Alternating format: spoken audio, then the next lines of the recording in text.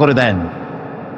আল্লাহ রাব্বুল আলামিন কোরআনে কারীমের মধ্যে বলেছেন, ফামান ইয়াকফুর বিত-তাগুতি ওয়া ইউমিন বিল্লাহি ফাকাদ ইসতামসাকা বিল উরওয়াতিল উসকা লা ইনফিসামা লাহা ওয়াল্লাহু সামিউন আলীম। ফামান ইয়াকফুর বিত-তাগুত ওয়া ইউমিন বিল্লাহ, যারা নাকি তাগুতকে অস্বীকার করেছে এবং আমি আল্লাহর প্রতি যারা ঈমান এনেছে, তারা এমন এক অবলম্বন ধারণ করেছে যা কখনো ছিঁড়ে যাবার নয়, যা কখনো তাদেরকে ধ্বংস করবে না, বিচ্ছিন্ন করবে না। আর আল্লাহ হচ্ছেন মোমেনদের পৃষ্ঠপোষক। যারা ঈমান আনে তাদের পৃষ্ঠপোষক হচ্ছেন আল্লাহ পাক, তাদের সাহায্যকারী হচ্ছেন আল্লাহ পাক। তাদেরকে আল্লাহ পাক অন্ধকার থেকে আলোর দিকে নিয়ে আসেন। আল্লাহ পাক মোমেনদেরকে, মানুষদেরকে অন্ধকার থেকে কোথায় নিয়ে আসেন? আলোর দিকে। আর যারা নাকি কাফের, তাদের বন্ধু হচ্ছে তাগুত, তাদের সাহায্যকারী তাগুত। তাদেরকে এই তাগুতি শক্তি আলো থেকে অন্ধকারের দিকে নিয়ে যায়। এই জন্য যারা মোমেন হবে, মোমেনদের মধ্যে ঈমান আনার পর কিছু গুণ তার মধ্যে সৃষ্টি হতে হবে, কিন্তু কোয়ালিটি তার মধ্যে সৃষ্টি হতে হবে।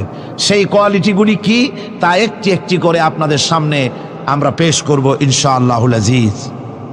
একটি মানুষ যখন মোমেন হয়, ঈমানদার হয়, তো মোমেন হওয়ার আগ পর্যন্ত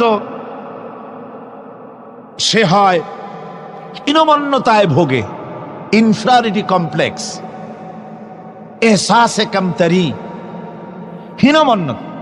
অর্থাৎ আল্লাহর প্রতি ঈমান আনার আগ পর্যন্ত সে আগুনের মধ্যে ক্ষমতা আছে, পানির মধ্যে ক্ষমতা আছে।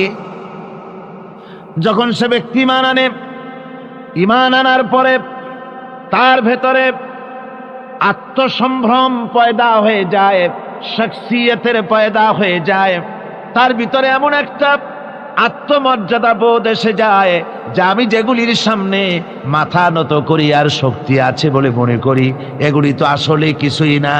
সব শক্তির মূল হতেছেন তো আল্লাহ রব্বুল আলামিন। কোরআনে কারীমে রব্বুল আলামিন বলেছেন, ইন্নাল্লাযীনা তাদউনা মিন দুনিল্লাহি ইবাদুন আমসালুকুম।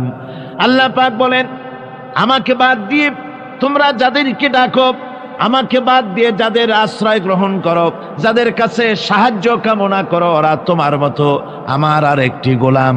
তুমি যেমন আমার গোলাম, ওরাও তেমন আমারই গোলাম। সুতরাং তুমি নিজে গোলাম হয়ে আর একটা গোলামের কাছে হাত পেতেছো, তোমার কোনো প্রয়োজন সে মিটাতে পারবে না, তোমার কোনো প্রয়োজন সে মিটাতে পারবে না। ওরা নিজের সাহায্য নিজেরা করতে পারে না।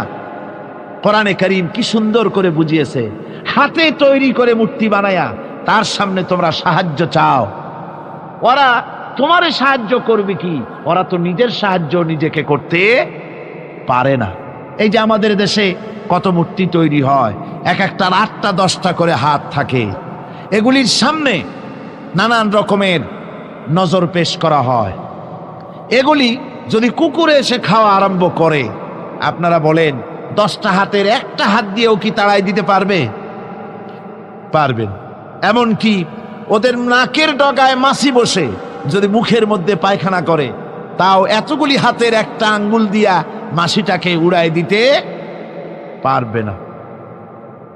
এরা, আল্লাহ রাব্বুল আলামিন বলেন যে ওরা মাছির মতো একটি ক্ষুদ্র প্রাণী বানাতেও সক্ষম নয়, অথচ এদের কাছে সাহায্য কামনা করা হয়।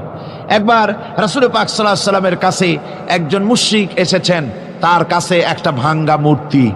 হুজুর জিজ্ঞেস করলেন, তোমার মূর্তিটা ভাঙা কেন? লোকটি বলল যে এটি হচ্ছে আমার খোদা, একে আমি সব সময় সাথে রাখি, না জানি কোন সময় কোন বিপদে পড়ি, এই জন্য সাথে রাখি বিপদ থেকে বাঁচার জন্য। পথিমধ্যে আমার প্রকৃতির ডাক এলো, পেশাব পায়খানায় যাওয়ার প্রয়োজন হলো, তো মনে করলাম এমন জায়গায় এই খোদা নিয়ে যাওয়া উচিত না, খোদাকে রাস্তার উপরে রেখে তারপরে গেলাম কাম সারতে। কাম সেরে এসে দেখি যে এইটার মাথা থেকে শুরু করে পা পর্যন্ত ভিজা। মনে করলাম খোদার শরীর ভিজা, না জানি নিশ্চয়ই কোনো পবিত্র বরকতপূর্ণ পানি হবে। তো এই বরকতপূর্ণ পানি আমি নিজে একটু টেস্ট করলাম, জিব্বা দিয়া চাটলাম, খাইলাম, দেখলাম যে কেমন কেমন গন্ধ আসে, আর কি একটা টক টক জাতীয় বিশ্রী রকমের। তো মনে করলাম পবিত্র পানি এরকমের গন্ধ হবে কেন? এদিক ওদিক তাকালাম, তাকিয়ে দেখি দূরে একটা কুকুর দাঁড়ানো, তার নিচের থেকে পানি টপকাচ্ছে। তখন ভাবলাম যে আসলে কোন বরকতের পানি এটা।